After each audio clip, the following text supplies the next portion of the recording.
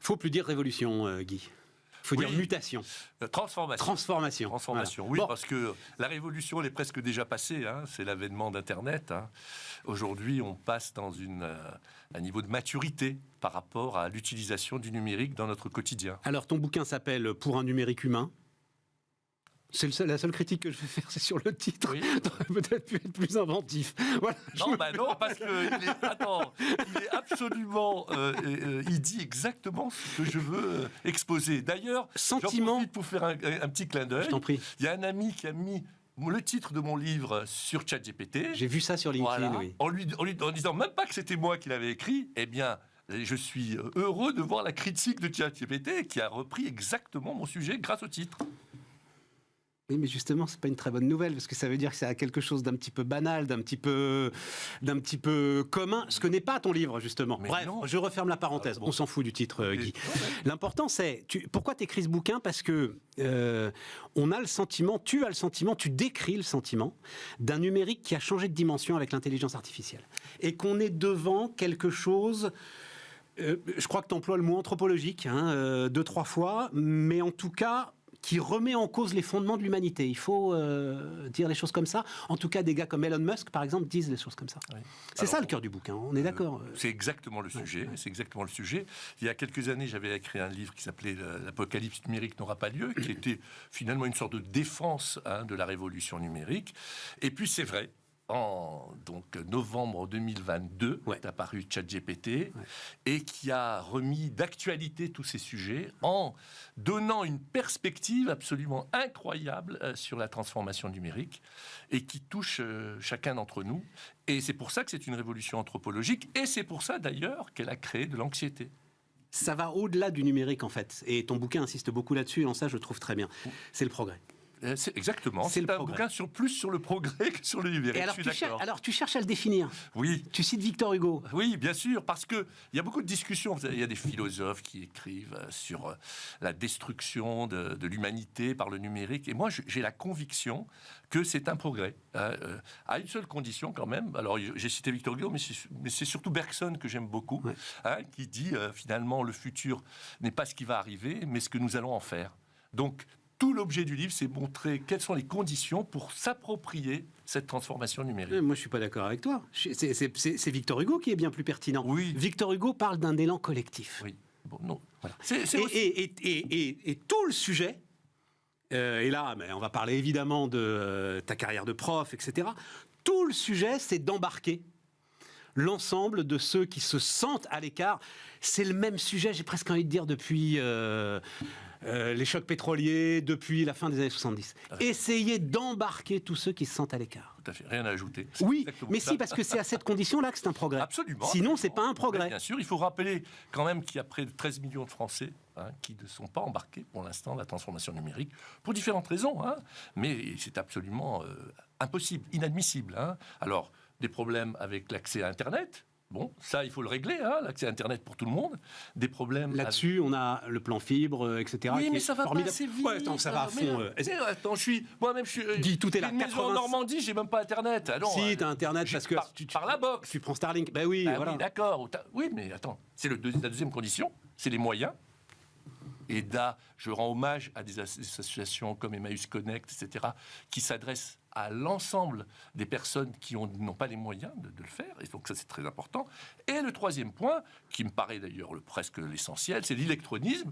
Il faut quand même dire, et c'est ce que je raconte dans le livre, qu'il y a des millions de gamins qui sont des champions des jeux vidéo, des champions des réseaux sociaux, et tu leur demandes de remplir leur feuille d'impôt ou je ne sais quoi en ligne, qui ne sont pas capables de le faire. Et donc là, il y a toute une éducation, une formation à faire, et c'est presque mon message, disons, le plus important. Et c'est de la faute des formateurs ou c'est de la faute de ceux qui ont fait le design de l'ensemble de ces systèmes et qui ne sont pas justement en phase avec la façon dont les plus jeunes vivent aujourd'hui le digital et le numérique ? Alors, en tant qu'entrepreneur du numérique, je dois aussi ex-président du Syntec numérique, faire un certain mea culpa par rapport à ça. Parce que si on développe des applications qui sont inaccessibles pour chacun, eh bien, on est responsable. Donc, il y a tout un travail à faire d'abord pour faire des applications qui sont transparentes, qui soient faciles d'accès, mais aussi qui soient accessibles aux handicapés, aux malentendants. Et donc, tout ça doit se faire maintenant. C'est marrant parce que tu rends hommage au... Comment ça s'appelle ? Le centre de paiement des amendes. L'entaille. Voilà. Tu dis que c'est extraordinaire. Ah ouais, les mecs, j'avoue, les mecs ont fait un boulot de dingue. Je ne sais pas si je l'ai précisé, je me rappelle plus, mais c'est quand même Open qui a développé cette application. Voilà. Non, tu le précises pas. D'accord. Premier conflit d'intérêt. Il y en a un autre dont on parlera tout à l'heure. Non, mais c'est pas par conflit d'intérêt, c'est juste que je n'y ai pas pensé. Et c'est vrai que c'est une application qui aujourd'hui, comme les impôts, voilà, est absolument formidable. Moi, je paye pas. J'ai tellement conflit d'intérêt que je paye plein d'amendes et je vois comment ça se passe. Il n'y a pas de secret quand l'État a vraiment besoin d'aller chercher la ressource. Il sait s'adresser à ceux qui font les choses correctement. Revenons sur donc cette comète ChatGPT qui est tombée, là, voilà, effectivement, comme tu le dis, il y a 18 mois, qui fait s'interroger un certain nombre de dinosaures dont je fais partie. Alors, il se trouve que là, on est parfaitement en lien avec l'actualité, puisque l'Europe a passé donc l'AI Act. J'ai vu Madame van der Leyen se féliciter de ce que l'Europe soit la première au monde à réguler l'intelligence artificielle. Heureusement, tu vois l'ironie du truc, c'est assez dingue. Bon, alors, le bouquin a été écrit, je sais pas, mais il y a forcément quelques semaines. 1 an et demi. Oui. Tu dis, cette régulation, le continent peut en être fier. L'Europe, peut-être. Tu continues à penser que l'Europe peut être... Je suis convaincu de ça. Alors, bien sûr, sous certaines conditions, c'est toujours pareil. D'abord, je voudrais préciser une chose. Tu as dit que c'est vraiment l'avènement de ChatGPT qui a été aujourd'hui, qui a remis en lumière tous ces sujets. Mais l'intelligence artificielle, ça existe depuis des dizaines d'années. Oui. Alors, donc, il faut préciser une chose, c'est que ChatGPT... Finalement, c'est quelque chose d'extraordinaire, mais ça a été une interface, ça a été un cockpit pour laisser l'accès à l'ensemble de la société sur l'intelligence artificielle. Avant, c'était les informaticiens, il n'y avait pas n'importe lesquels d'ailleurs. Et aujourd'hui, c'est tout à chacun qui peut l'utiliser. Alors, à partir du moment... Exactement comme l'iPhone. Bien sûr. Exactement comme l'iPhone qui a été la porte d'entrée Internet dans nos avions. Exactement, c'est exactement ça. Alors on peut se dire, soit on fait comme les Chinois, c'est utilisé par le gouvernement. Les États pour un système de surveillance. Dictatorial, système de surveillance, la note sociale, le crédit social, etc. On peut dire qu'on fait comme les Américains, c'est-à-dire les Américains, c'est la guerre intellectuelle, la guerre, la smart war, etc. On peut le dire. Tu innoves et tu inventes avant de réguler quand même. Oui. Mais on peut dire aussi qu'on souhaite avoir un autre type de société, et c'est ça que je défends, qui n'est ni l'américaine ni la chinoise, et qui permet d'avoir un numérique, une intelligence artificielle au service de l'humain, et ça nécessite une régulation. Alors maintenant, on peut critiquer la régulation. Par exemple, l'AI Act a un gros défaut. Nous avons beaucoup travaillé avec une association qui s'appelle Impact AI sur ces sujets-là. C'est une appréhension de la régulation par le risque. Voilà. Et donc, il y a un petit côté négatif. Et d'ailleurs, le gouvernement français a essayé justement d'atténuer ça pour ne pas diminuer l'innovation, parce que c'est ça le risque, bien sûr. Okay. Mais il n'en reste pas moins que quand on a fait le RGPD il y a quelques années, tout le monde a crié de la même façon, et qu'aujourd'hui, 70 États ont fait un RGPD. Et c'est comparable au nôtre ? Inspiré, comparable, oui, on peut dire comparable. Oui, mais le diable est dans les détails quand même. Oui, bien sûr. Je lisais là, effectivement, ce que disent les entrepreneurs du numérique qui... donc, la France n'est pas parvenue à imposer sa ligne pro-innovation à Bruxelles. Question donc de la documentation des risques. Et la documentation, c'est pas une petite histoire, on s'en rend compte avec, l'ensemble des injonctions qui pèsent aujourd'hui sur les entreprises. Et question de la transparence des données sur lesquelles s'entraînent les moteurs d'intelligence artificielle. Et j'ai découvert à ce propos qu'en fait, le secret était là. Voilà. C'est ça le truc. Bien sûr. Le patron de Mistral, donc la dernière fierté française en date, dit très clairement, notre secret industriel, c'est les données sur lesquelles s'entraîne notre intelligence artificielle. Bien sûr. Une IA sans données, c'est comme un moteur sans essence. Oui, mais ça veut dire que tu ne dois pas faire de transparence, parce qu'à ce moment-là, tu es en train d'ouvrir à tous tes concurrents le livre grâce auquel tu apprends à lire et grâce auquel tu travailles. Donc c'est pour ça qu'il faut gérer ça. Je ne dis pas que qu'il ne fallait pas l'utiliser. Nous avons, aujourd'hui, quoi que nous fassions, nous laissons une empreinte qui est la donnée, une trace qui est la donnée. Donc des milliards de données. On en a besoin pour l'intelligence artificielle, parce que sinon, elle ne se nourrit de rien. Par conséquent, il faut trouver le moyen de le faire avec de la transparence, de l'éthique, de la responsabilité, pour ne pas qu'on en fasse n'importe quoi. Ça s'appelle une régulation. Alors maintenant, évidemment, il faut en faire une bonne régulation, mais je pense qu'on n'aura pas d'avènement de l'intelligence artificielle s'il n'y a pas de régulation. Ouais, mais moi, je suis surpris que ça vienne si tôt. J'ai l'impression, parce que, comme tu le dis, tu as écrit il y a 1 an et demi, et d'ores et déjà, cette régulation était en tête. C'est-à-dire, tu as l'impression que le lendemain de la sortie de ChatGPT, Thierry Breton était déjà en train d'écrire un acte de régulation. C'est peut-être un peu trop précipité. On est d'accord. On est d'accord. Oui, parce qu'on aurait dû avoir un peu de retour d'expérience d'abord, je pense. Mais rien ne dit que... Et puis laisser fleurir les fleurs sur notre continent aussi, quand même. Mais je pense que cette régulation évoluera au fil du temps.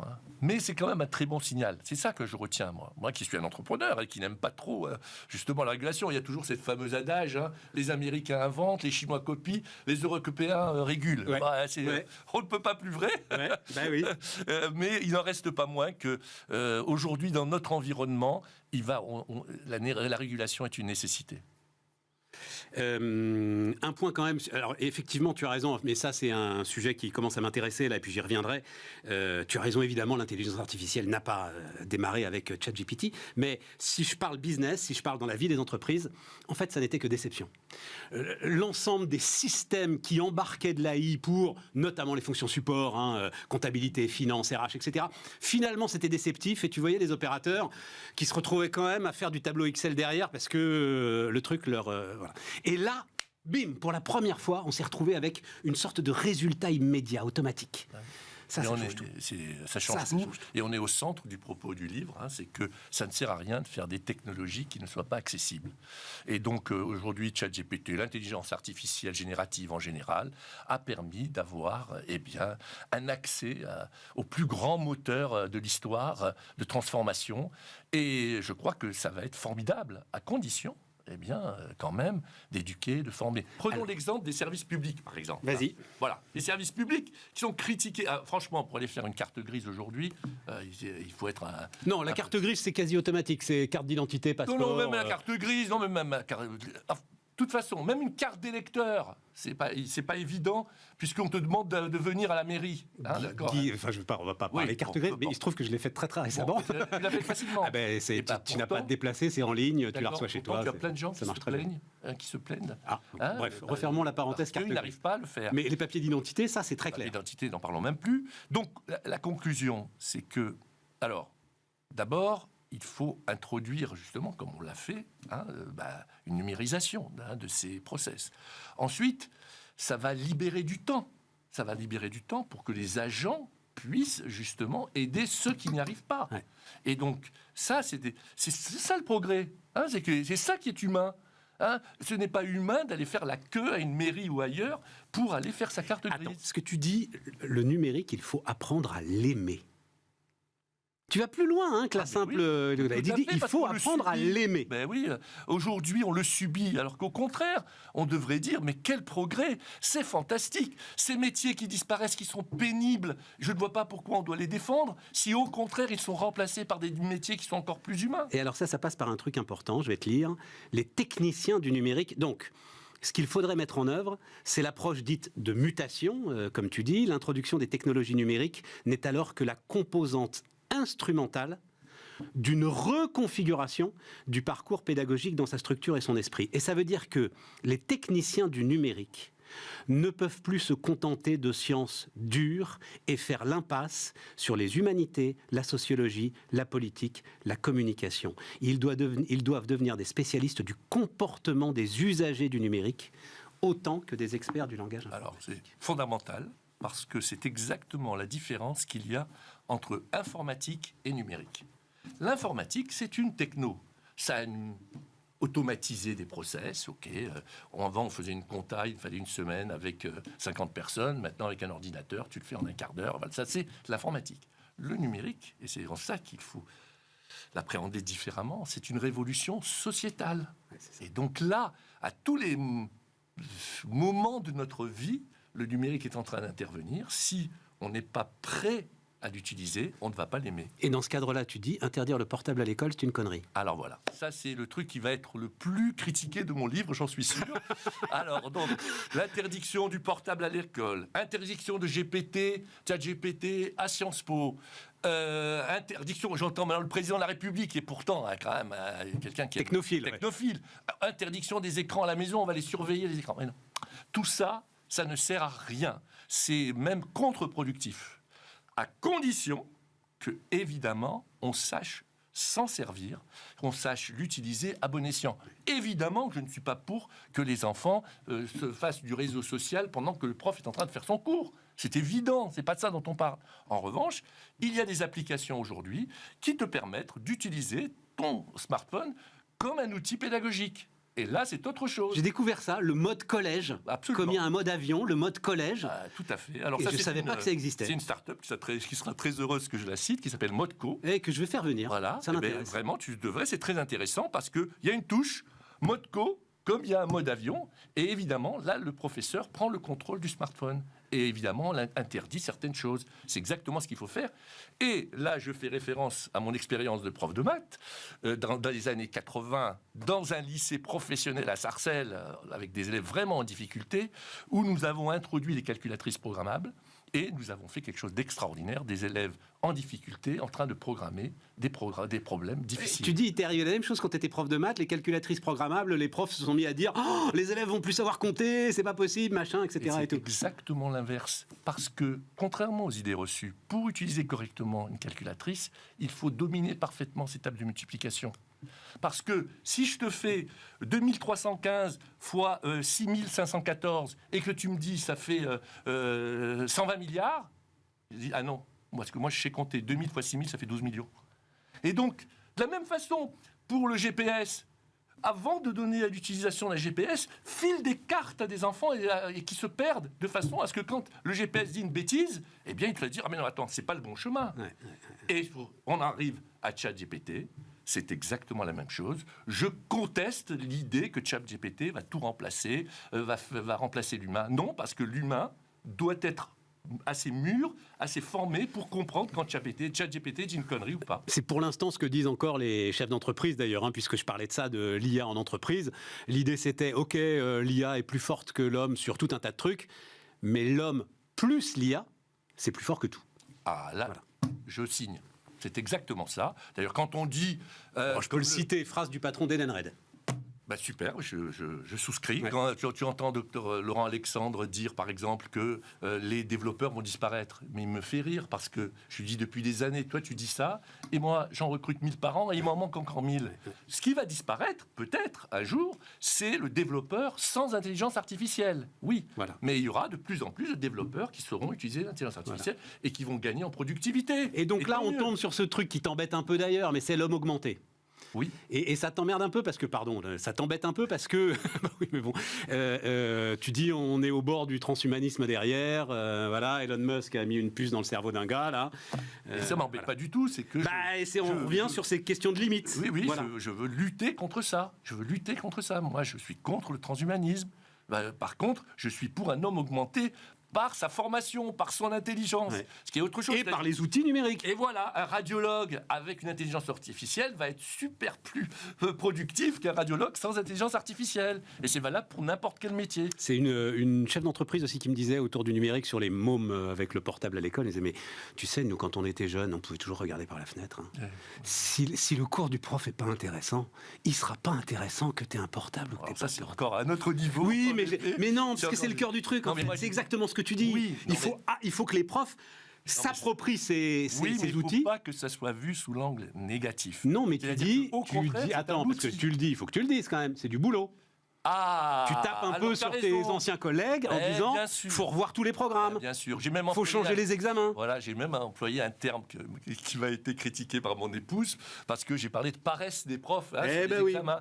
Et je le revendique. C'est-à-dire que ça, c'est Alain Goudet, un prof de Néoma, qui l'a dit. Si ChatGPT réussit l'examen, il faut changer l'examen. Voilà. Comme on a fait pour les calculatrices. Voilà. On ne fait pas les mêmes problèmes aujourd'hui que ceux qu'on faisait à l'époque. Le temps tourne très vite. Metaverse Web 3.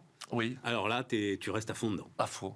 Mais oui, parce que... Alors, je sais, j'ai écrit 1 an et demi. Hein. Alors, depuis, ça a été condamné. Mais depuis, c'est mort. Mort, bien sûr. Mort. Mais oui, bien sûr, c'est mort. Comme Internet était mort en 2001. Quand, je discutais avec des gars de Carrefour, ça les faisait sourire. Oui, bien sûr. Dire, au fait, on a un terrain dans le métaverse. Nous, vous n'y avez pas été. On a un magasin dans le métaverse. Alors, je vais quand même... Là aussi, je mets des conditions à. C'est ça qu'il faut retenir. Hein. D'ailleurs, c'est le sous-titre du livre. Hein. C'est 8 conditions. 8 conditions. Et en fait, où je suis vraiment, presque convaincu, hein, c'est que le Web 3, avec ce qui le compose, la blockchain, les NFT, le métaverse, eh bien, ça deviendra incontournable un jour. Je ne sais pas quand, d'ailleurs. Je ne suis pas un futurologue. Hein.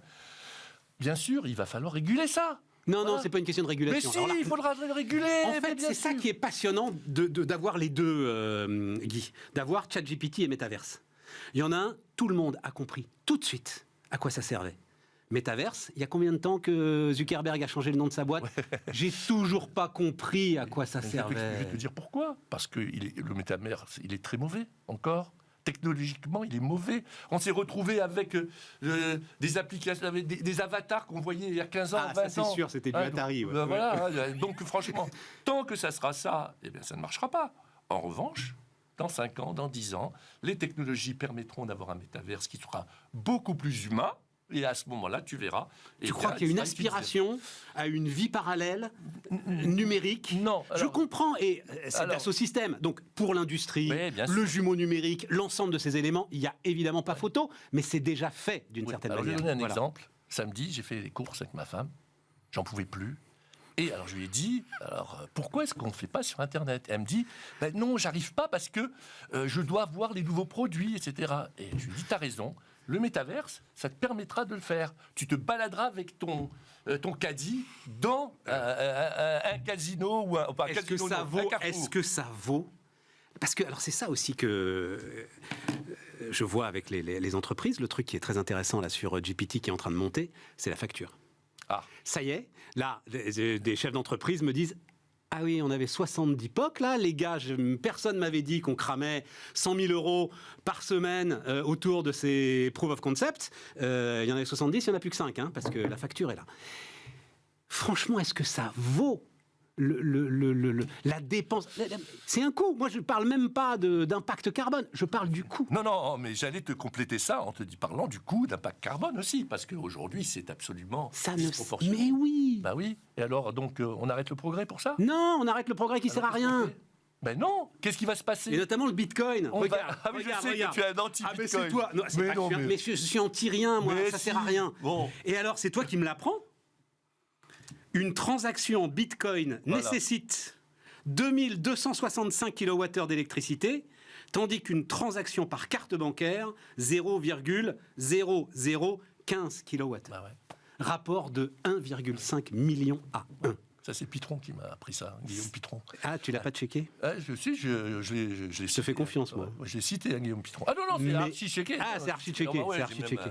Un type qui travaille là-dessus. Mais ça ne sert à rien. Très bien, c'est un outil de spéculation, ok, super, pourquoi pas.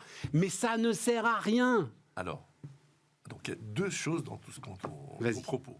Le premier, c'est le coût, et le coût en gaz à effet de serre, etc. Non, c'est le coût rapporté à l'utilité. Oui, rapporté. Pour l'instant, c'est le cas. D'accord ? Mais tu connais le progrès, justement. Tout ça va nous permettre de diminuer tout ça. Et tu verras qu'on arrivera à un moment où ça sera tout à fait accessible et acceptable. Ensuite, il y a les problèmes que tu évoques. Alors là, le Bitcoin, la spéculation, etc. Ça, c'est encore un autre sujet sur lequel moi j'ai confiance et je suis convaincu que nous obtiendrons une utilisation du Web3 qui sera très intéressante pour l'humain. Utile ? Je vais te donner un exemple. Je vais te donner un exemple. Mais je veux un exemple de Bitcoin. Moi, à quoi le Bitcoin sert? Non, je veux un exemple non, précis. Le Bitcoin, il ne sert à rien à personne. Voilà, c'est un actif. Très bien. Oui. Mais j'ai rien contre la spéculation. Je vais être très clair là-dessus. Les gens savent tout à fait où ils mettent leur argent. J'ai aucun problème avec ça. Moi, je défends pas le Bitcoin. Moi, je défends le Web 3. Le Web 3, c'est composé, je le répète, de blockchain, de NFT, de crypto-monnaie. Et ce que tu défends, c'est l'authenticité que ça donne. Alors, justement, on y arrive. Je donne un exemple de l'utilisation. Aujourd'hui, quand on fait de la publicité dans des radios télé, évidemment, les publicitaires payent, les gens qui font de la publicité payent, et le modèle, c'est que la télé a des téléspectateurs. Aujourd'hui, quand toi, tu produis un article ou une photo, un film sur Facebook, tu ne touches rien.